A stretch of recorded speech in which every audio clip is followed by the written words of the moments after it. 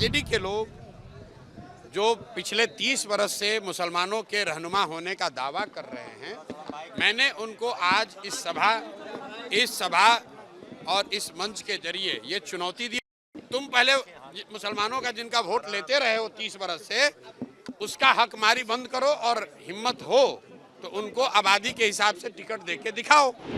अगर वो स्वीकार कर लें तो बिल्कुल जो मुस्लिम उम्मीदवार को खड़ा करेंगे, हम लोग वहाँ मुस्लिम नहीं लड़ाएंगे। अगले साल 2025 में जनसुराज का मुख्यमंत्री बनेगा, जनसुराज की सरकार बनेगी, उसमें इफ बट किंतु परंतु मत रखिए। हमारी लड़ाई आरजेडी से है ही नहीं, जनसुराज की लड़ाई सीधे एनडीए से है। आरजेडी तो ना 3 में ना 13 में, आरजेडी को कौन पूछ रहा है? लड़ाई हम में और एनडीए में है। समाज के सभी वर्गों की भागीदारी उनकी जनसंख्या के हिसाब से देने की जो बात कही गई है, उसके तहत मुसलमानों की आबादी के हिसाब से कम से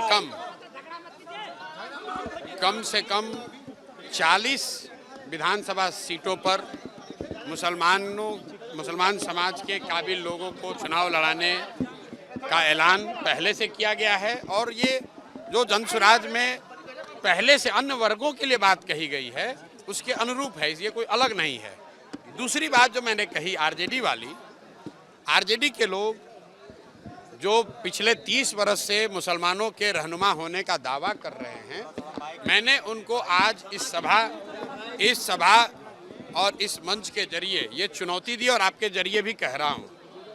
अगर वो ये कह रहे हैं कि भाई जनसुराज के लोग आएंगे, वो मुसलमान अगर उनको वोट देगा तो वोट बटेगा, तो मैं उनको कह रहा हूं कि जहां पर भी मुस्लिम उम्मीदवार आपके जीते हुए हैं, आप खड़ा करो मुस्लिम उम्मीदवार।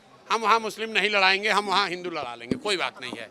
तुम पहले मुसलमानों का जिनका वोट लेते रहे हो 30 वर्ष से, उसका हक मारी बंद करो और हिम्मत हो तो उनको आबादी के हिसाब से टिकट देके दिखाओ।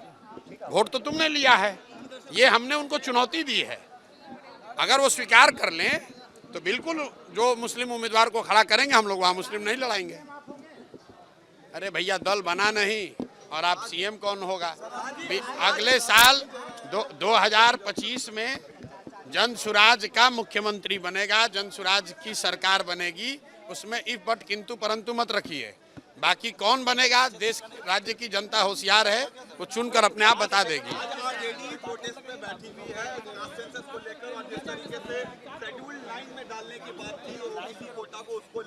भाई, आरजेडी को जो करना है करे, हमारी लड़ाई आरजेडी से है ही नहीं, जनसुराज की लड़ाई सीधे एनडीए से है।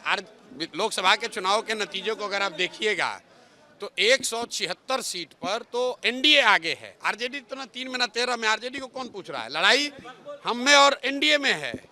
आरजेडी चाहे धरने पर बैठे या चाहे जाकर अनशन पर बैठ जाए।